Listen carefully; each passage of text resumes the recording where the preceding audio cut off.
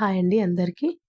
మనం blouse lining అనేది cut చేసుకున్న తర్వాత ఒరిజినల్ ఫ్యాబ్రిక్ అనేది కట్ చేస్తాం కదా, అంటే చీరలో వచ్చిన పీస్ అనేది కట్ చేస్తాం కదండి.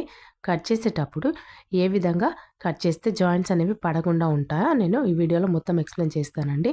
అయితే వీడియో చివరి వరకు అయితే చూసేయండి. మనకి ఇక్కడ బార్డర్స్ అనేవి రెండు కూడా సమానంగా వచ్చాయి. అంటే మనకి రెగ్యులర్గా అయితే ఒక బార్డర్ పెద్దగా వస్తుంది, ఒక బార్డర్ అనేది చిన్నగా వస్తుంది. కానీ ఇక్కడ ఉన్న బ్లౌజ్ పీస్కి రెండు బోర్డర్స్ కూడా సమానంగా వచ్చాయి. అందుకని చెప్పేసి రెండు కూడా ఫోల్డ్ చేసుకొని ఒకే వైపున హ్యాండ్స్ అనేవి తీసేసాను. ఇప్పుడు ఇక్కడ నాకు జాయింట్స్ అనేవి ఏం కూడా పడకుండా ఉన్నాయండి.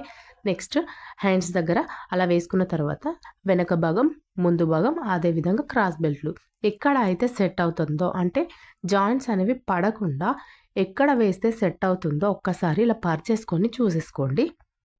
మనకైతే ఇక్కడ ఈ బ్లౌజ్ పీస్కి మాత్రం సరిపోయిందండి. అంటే 34 సైజు బ్లౌజ్ అనేది నేను కట్ చేశాను.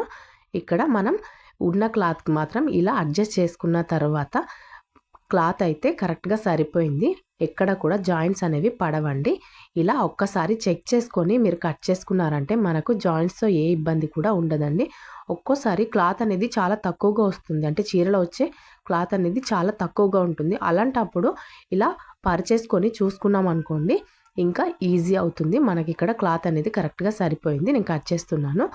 మళ్ళీ వేరే ఏదైనా క్లాత్ వచ్చినప్పుడు ఇంకా తక్కువగా ఉంటే మాత్రం ఈ విధంగానే పర్చేసుకొని చెక్ చేసుకోండి. ఒకవేళ మనం ఎక్కడ అయితే క్లాత్ అడ్జస్ట్ అవుతుందో అక్కడ మనం ఈ పార్ట్స్ అనేటివి పెట్టేసుకొని కట్ చేసుకుంటే ఈజీగా అయిపోతుంది. వర్క్ కూడా తొందరగా అవుతుందండి.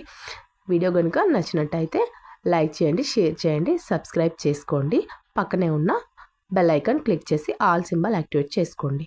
Thank you.